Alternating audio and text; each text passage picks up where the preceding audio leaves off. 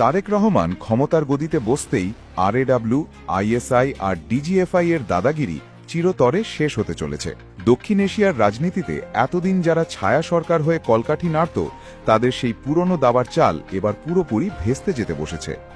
বছরের পর বছর ধরে এই গোয়েন্দা সংস্থাগুলো পুরো অঞ্চলের পররাষ্ট্র নীতিকে যেভাবে নিজেদের কবজায় রেখেছিল, সেই ফাঁদ এবার কেটে টুকরো টুকরো হতে চলেছে। ঠান্ডা মাথার খেলোয়াড় তারেক রহমানের এক শেয়ানা চালেই যেন কপাল পুড়ছে সাউথ ব্লকের।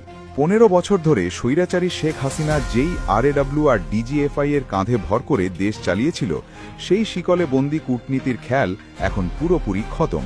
কিভাবে এই অসাধ্য সাধন হতে চলেছে আর কেনই বা পরাশক্তিগুলোর রাতের ঘুম হারাম হচ্ছে, সেটাই এখন সবচেয়ে বড় আলোচনার বিষয়। প্রথমে পররাষ্ট্র নীতি জিনিসটা আসলে কি, সেটা আগে খুব সোজা করে পরিষ্কার করা দরকার। খুব সহজ কথায় বলতে গেলে, বাইরের দেশগুলোর সাথে একটা দেশের সম্পর্ক কেমন হবে তারই একটা হিসেব নিকাশ হলো এই নীতি। কোন দেশের সাথে বেশি খাতির থাকবে আর কার সাথে একটু দূরত্ব বজায় রাখতে হবে, সেটা ঠিক করাই হলো এর আসল কাজ। নিয়ম অনুযায়ী এই কাজটা করার কথা দেশের জনগণের ভোটে নির্বাচিত সরকার এবং তাদের লোকজনের। কিন্তু আমাদের এই দক্ষিণ এশিয়ার দেশগুলোর গল্পটা একেবারে অন্যরকম আর ভীষণ নোংরা। এখানে সরকারের কোনো আসল ক্ষমতাই ছিল না বললেই চলে। আসল খেলাটা পর্দার আড়ালে বসে খেলত গোয়েন্দা সংস্থাগুলো। ভারতের র, পাকিস্তানের আইএসআই এবং বাংলাদেশের ডিজিএফআই এই পুরো বিষয়টিকে একেবারে নিজেদের শক্ত কবজায় নিয়ে নিয়েছিল। এরা এমন সব চতুর ছক্কস্ত যে দেশের বড় বড় মন্ত্রীরাও পুতুলের মতো নাচতে বাধ্য হতো। এই দেশগুলোতে একটা ছায়া সরকার তৈরি হয়েছিল, যাকে বলে ডিপ স্টেট।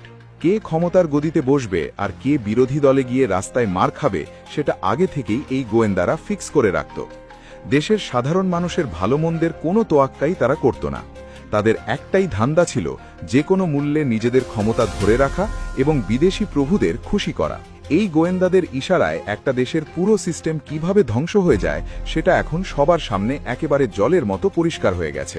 গোয়েন্দা সংস্থাগুলো কতটা ভয়ঙ্কর আর বিপরোয়া রূপ নিতে পারে, সেটা বুঝতে হলে পাকিস্তানের দিকে একবার চোখ তুলে তাকালেই বোঝা যাবে।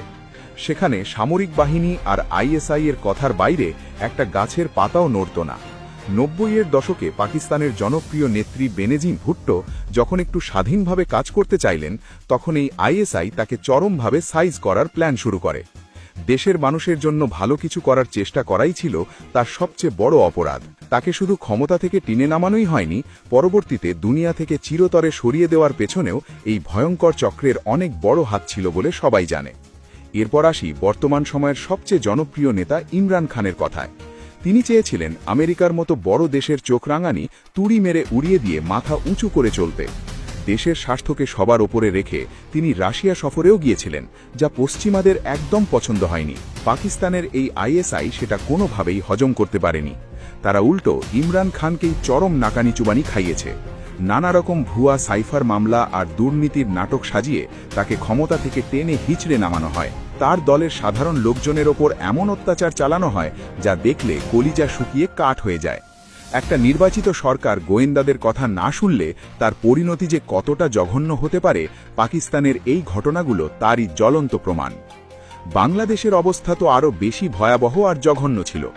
গত 15 বছর ধরে স্বৈরাচারী শেখ হাসিনা দেশটাকে পুরোপুরি ভারতের রয়ের হাতে তুলে দিয়েছিলেন।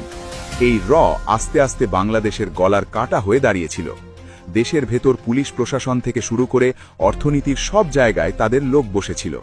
কে কোন বড় টেন্ডার পাবে বা কে মন্ত্রী হবে, সব সিদ্ধান্ত আসত দিল্লির সাউথ ব্লক থেকে, আর সেটা মুখ বুজে পালন করত ঢাকার নেতারা। এই নোংরা কাজে ভারতের সবচেয়ে বড় দোসর ছিল বাংলাদেশেরই গোয়েন্দা সংস্থা ডিজিএফআই। এই দুই সংস্থা মিলে একটা ভয়ঙ্কর সিন্ডিকেট তৈরি করেছিল। তারা দেশের মানুষকে এমনভাবে শিকলে বন্দি করে রেখেছিল যে কেউ ভয়ে টু শব্দ করার সাহস পেত না। 2014 সালের একতরফা নির্বাচন থেকে শুরু করে 2018 সালের রাতের ভোট এবং 2024 সালের ডামি নির্বাচন, সবখানেই এই আরএডব্লিউ আর ডিজিএফআই এর সরাসরি হস্তক্ষেপ ছিল। শেখ হাসিনা এই চরম নতজানু নীতির মাধ্যমে দেশের মানুষের সাথে সবচেয়ে বড় বেইমানি করেছেন। নিজের গদি বাঁচাতে তিনি দেশের বন্দর থেকে শুরু করে সব গুরুত্বপূর্ণ স্বার্থ ভারতের হাতে তুলে দিয়েছিলেন, আর বিনিময়ে আরএডব্লিউ তাকে 15 বছর ধরে ক্ষমতায় টিকিয়ে রেখেছিল। এই সময়ে বাংলাদেশের নিজস্ব কোনো সিদ্ধান্ত নেওয়ার ক্ষমতাই ছিল না।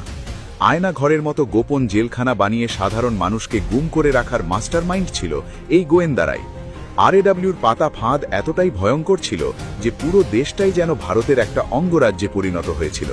কিন্তু আগস্ট মাসের ছাত্র জনতার বিরাট আন্দোলনের পর পুরো পাশা উল্টে গেছে। শেখ হাসিনা পালিয়ে যাওয়ার পর দেশের নতুন সরকার এখন আর আগের মতো বোকা নয়। বিএনপির হেভিওয়েট নেতা এবং তারেক রহমানের পররাষ্ট্র বিষয়ক উপদেষ্টা হুমায়ুন কবির সম্প্রতি ভারতীয় পত্রিকা দ্য ওয়্যারে এক বিশাল বোমা ফাটিয়েছেন। তার সেই কড়া সাক্ষাৎকার শুনে দিল্লির কর্তাদের রীতিমতো মাথা ঘুরে গেছে। তিনি একদম পরিষ্কার ভাষায় জানিয়ে দিয়েছেন যে এখন থেকে দেশ চালাবে জনগণের ভোটে নির্বাচিত সরকার, কোনো গোয়েন্দা সংস্থা নয়। এতকাল ধরে বা ডিজিএফআই এর মতো সংস্থাগুলো যে নোংরা খেলা খেলে আসছিল তা আর বাংলাদেশে এক বিন্দুও চলবে না। হুমায়ুন কবির বুঝিয়ে দিয়েছেন যে গোয়েন্দাদের কাজ হলো শুধু তথ্য জোগাড় করা, দেশের নীতি নির্ধারণ করা নয়। তার এই সোজা সাপটা কথা শুনে সাউথ ব্লকের কর্তাদের কলিজা শুকিয়ে কাঠ হওয়ার জোগাড় হয়, কারণ তারা খুব ভালো করেই বুঝতে পারছে তারেক রহমানের নতুন সরকার বিদেশি গোয়েন্দাদের আর কানাকড়িও পাত্তা দিচ্ছে না। ভারত এতদিন ভেবেছিল শেখ হাসিনা ক্ষমতায় না থাকলেও তারা অন্য কোনো পথে কলকাঠি নাড়বে, কিন্তু হুমায়ুন কবিরের ওই এক সাক্ষাৎকারেই তাদের সব চালাকি একেবারে মাটিতে মিশে গেছে। ঠিক এখানেই তারেক রহমান তার আসল খেল দেখাচ্ছেন। এই ঠান্ডা মাথার খেলোয়াড় এমন এক দাবার চাল দিয়েছেন যা দেখে বড় বড় পরাশক্তিগুলো রীতিমতো ভিড়মি খাচ্ছে। এতদিন আমেরিকা বা চীন বা ভারত বাংলাদেশকে নিয়ে নিজেদের মতো করে ছড়ি ঘোরাতো আর দড়ি টানাটানি খেলত, কিন্তু এখন সেই দিন পুরোপুরি শেষ। তারেক জিয়ার মাস্টার প্ল্যান হলো যে কোনো মূল্যে দেশের জাতীয় স্বার্থকে সবার উপরে রাখা। আমেরিকা বা চীনের মতো বড় দেশগুলোর সাথে বাণিজ্য হবে, সম্পর্ক ভালো থাকবে, কিন্তু দেশের স্বাধীনতা বিকিয়ে দিয়ে নয়। যারাই বাংলাদেশের ওপর খবরদারি করতে আসবে তাদেরকেই কড়া জবাব দেওয়া হবে। তারেক রহমান অত্যন্ত চতুর একজন নেতার মতো ভারসাম্য রেখে এই কূটনীতির নতুন নকশা তৈরি করেছেন। এই শেয়ানা চালের কারণেই বিশ্বমঞ্চে বাংলাদেশ এখন পরাশক্তিগুলোকে টেক্কা দিয়ে নিজেদের এক শক্ত অবস্থান তৈরি করতে পারছে। কোনো বিদেশি শক্তির কাছে মাথা নত না করে বাংলাদেশ এবার নিজের পায়ে দাঁড়ানোর এক বিশাল প্রস্তুতি নিয়ে ফেলেছে।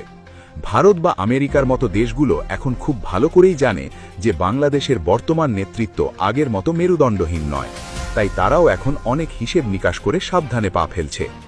এই নতুন কূটনীতির সবচেয়ে বড় ধাক্কাটা খাচ্ছে প্রতিবেশী দেশ ভারত। শেখ হাসিনাকে দিল্লিতে বসিয়ে রেখে তারা ভেবেছিল বাংলাদেশে আবার কোনো গণ্ডগোল পাকিয়ে ফায়দা লুটবে। ভারতের মিডিয়াগুলো সারা দিন মিথ্যা খবর ছড়িয়ে বাংলাদেশের নতুন সরকারকে বিপদে ফেলার অনেক চেষ্টা করেছে, কিন্তু তাদের সেই আশায় একেবারে গুড়ে বালি। তারেক রহমানের সরকার ভারতকে খুব ভালো করেই সাইজ করে দিয়েছে। তাদের সাফ জানিয়ে দেওয়া হয়েছে যে শেখ হাসিনাকে তুরুপের তাস হিসেবে ব্যবহার করে আর কোনো লাভ হবে না। বাংলাদেশের সাথে সম্পর্ক রাখতে হলে একেবারে সমমর্যাদা নিয়ে চোখে চোখ রেখে কথা বলতে হবে। আরএডব্লিউর ফাঁদ আর পুরনো সেই ছককষা কূটনীতি এখন বাংলাদেশে একদম অচল। এখন থেকে দুই দেশের সম্পর্ক হবে দেশের মানুষের সাথে মানুষের, কোনো গোয়েন্দাদের মাধ্যমে নয়। ভারত যদি আগের মতো দাদাগিরি দেখাতে চায় তাহলে তারা চরম ধরা খাবে, কারণ বাংলাদেশ এখন আর কোনো গোয়েন্দা সংস্থার ইশারায় চলে না। দেশের মানুষই এখন সব ক্ষমতার আসল মালিক। আর এই স্বাধীন এবং আত্মবিশ্বাসী বাংলাদেশের সামনে ভারতের পুরনো সব চাল একেবারে ভেস্তে যেতে বাধ্য। আগামী দিনে এই অঞ্চলে কে রাজত্ব করবে আর কে ছিটকে পড়বে সেটা এখন সময়ের ব্যাপার মাত্র। তবে এটা নিশ্চিত যে বাংলাদেশের ঘাড় থেকে গোয়েন্দাদের ভূত চিরতরে নেমে গেছে।